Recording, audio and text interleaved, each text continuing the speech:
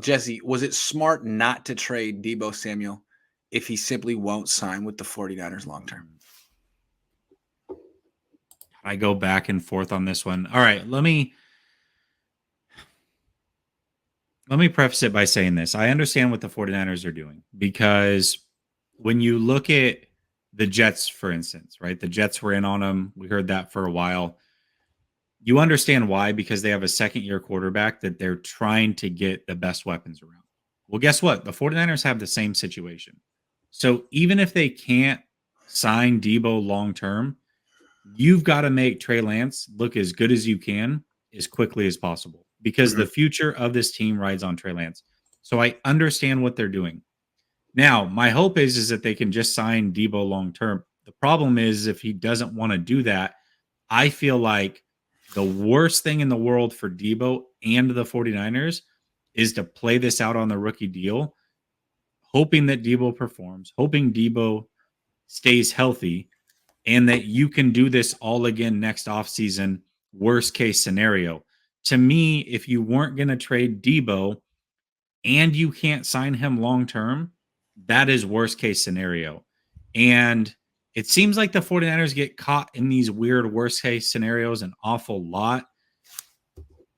I understand it. I totally understand it. Deebo's a dog. He's one of the best players on the team, if not the best player on the team. You've got a young quarterback that you're trying to groom, but you have to find a way to sign him long term. And if you don't, it's a loss. To me, it's a loss.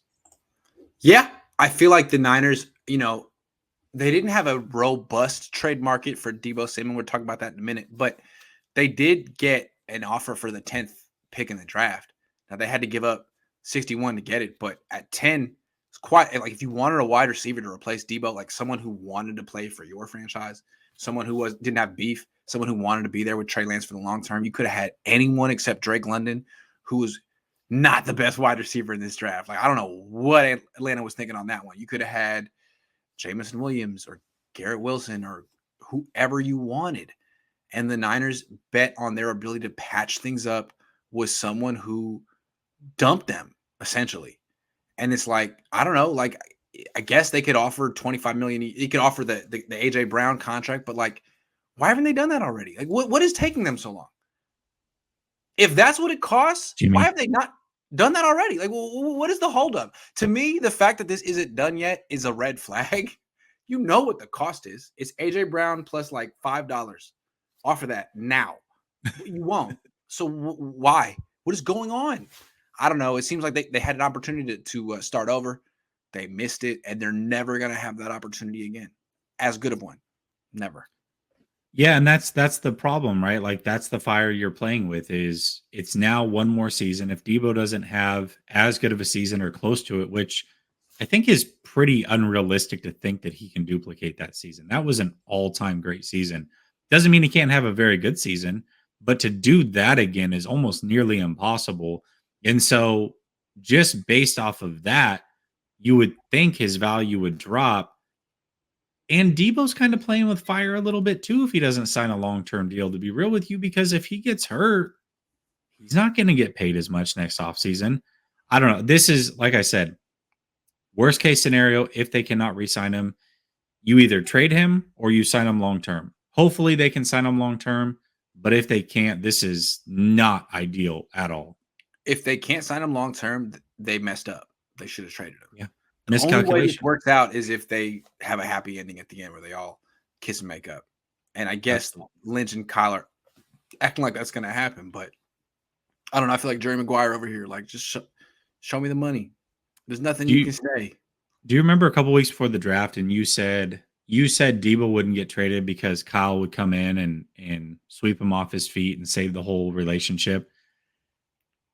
Don't you find it interesting that Kyle said he hadn't talked to him for weeks? I guess I did say that. But I guess what I meant to say is they're not going to trade him because Kyle thinks he can do that. Okay, that's fair. That's fair. Yeah. But don't you find it interesting that they haven't talked for weeks? Yes. Yeah, I find that fucking weird. Yes. Yes. Ever since Deebo requested a trade. No, it's not what you want. You haven't talked for weeks. It's not what you want. You're telling me that's a guy that wants to be here long term, a guy that will not talk to you. Because I guarantee Shanahan has reached out, but he has not picked up that phone. Why is that? That's not good. I got a question for you. I keep going back. I love the Steelers. I don't know why, but I feel like their front office is so solid. They've been so good for so long. What would the Steelers do with a player like Deebo? They would have traded him. They would have traded him. Well, it depends. They did extend Antonio Brown, who was I worse. think that's why they've drafted wide receiver or tight end 6 years in a row in round 2. I feel like they're never, ever, ever going to put themselves in that situation again. Juju, we love you. Goodbye.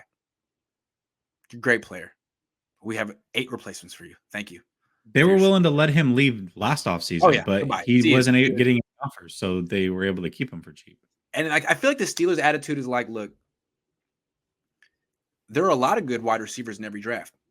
You can get a lot of times the wide receiver you get at pick 50 is better than the wide receiver you get at pick 20. Just works out that way. So you don't need to draft a wide receiver in round 1, but you shouldn't wait longer than round 2. They do it every year. They're so good. I don't know. We'll see. I feel like old ass Ben Roethlisberger's been holding them back for a little bit. We'll see what they do with young ass Mitchell Trubisky. All right, moving on. Everyone's saying is Jordan Mason. Jordan Mason is the tech running back. Yeah. Oh, okay. Jordan Mason is going to be better than Ty Davis Price. I'm already looking him up. So Ty Davis Price, dude, averaged 4.6 yards per carry in college. He did play in the SEC, but he had 295 rushing yards as a freshman and 446 as a sophomore. Jordan Mason. And he fumbles a lot, by the way. Jordan Mason over here averaged 6.1 yards per carry as a freshman in the ACC. Yup, I'll take it. I guarantee this dude has a better feel for what did he run in his 40? Who cares? Probably hella slow. I don't care. No, I'm just curious. I bet if it's fast, it's funny. Jordan Mason. Hold on, Jeff. I got you. It's a good question. I bet you he was slow. 4.58. But he's 5'11", 223, just like he's the same build. He's another short yardage back. He's going to be better than Ty Davis Price. I've never seen him play once, and I'm going out on a limb with certainty that he's going to be better than Ty Davis. I don't care. I would bet. Give me odds.